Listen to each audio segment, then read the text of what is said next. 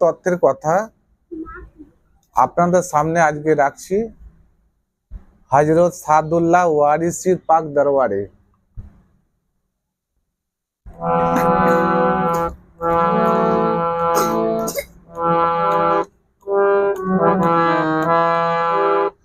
ভাবের কথা ভাবকে বোঝে, অভাব কেন বোঝে না। ভাবের কথা ভাবকে বোঝে, অভাব কেন বোঝে না। ভাবের কথা ভাবকে বোঝে। যেমন স্বর্ণকারে সোনা চিনে, স্বর্ণকারে সোনা চিনে, লোহকারে চিনে না। ভাবের কথা ভাবকে বোঝে, অভাব কেন বোঝে না। ভাবের কথা ভাবকে বোঝে।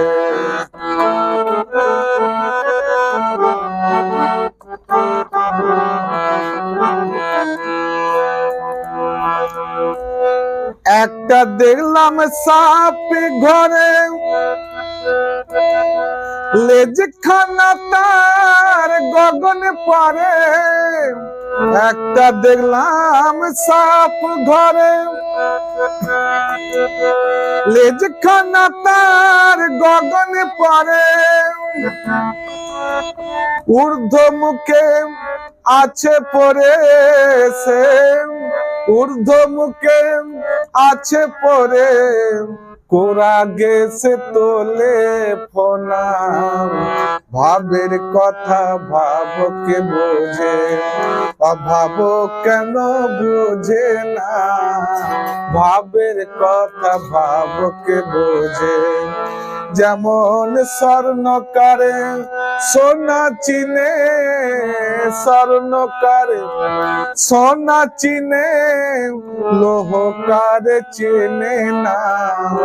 ভাবের কথা ভাবকে বোঝে, অভাব কেন বোঝে না।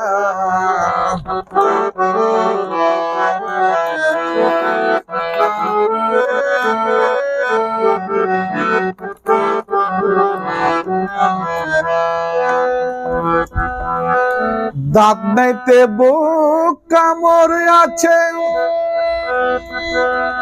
খায় না কিছু বিষ ঢালিছে, খায় না কি। দাঁত নাই তবু কামড় আছে, খায় না কিছু বিষ ঢালিছে। কত মানুষ রোজ মরিছে, কত মানুষ রোজ মরিছে। আলী সাহার এই ভাবনা। ভাবের কথা ভাবকে বোঝে, অভাব কেন বোঝে না। ভাবের কথা ভাবকে বোঝে।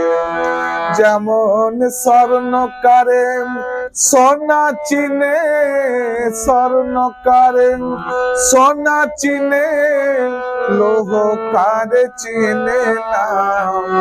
ভাবের কথা ভাবকে বোঝে।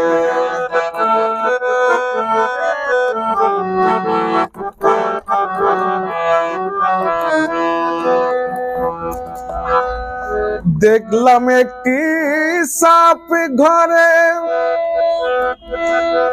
লেজ খানা তার গগনে পরে। দেখলাম একটি সাপ ঘরে, লেজ খানা তার গগনে পরে। ঊর্ধ্ব মুখে আছে পরে সে, ঊর্ধ্ব মুখে আছে পরে। কোরা গেছে তোলে ফোনা।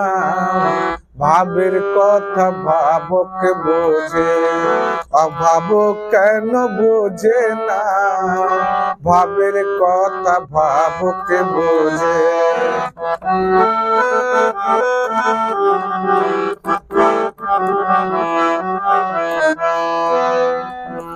এমন একটি সাপ তার লেজখানা তার ঘরে আছে। আহ কি কথা মারিফতে।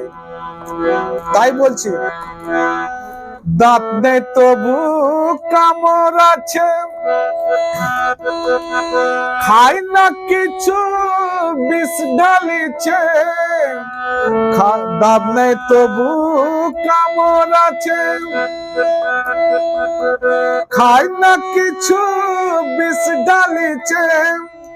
কত মানুষ রোজ মরিছে, কত মানুষ রোজ মরিছে। আলীর এই চিন্তা ভাবনা, ভাবের কথা ভাবকে বোঝে, ভাব কেন বোঝে না। ভাবের কথা ভাবকে বোঝে। নিজের নিজের পীরের কাছে এই তত্ত্বর কথা জেনে নাও। জয় গুরু।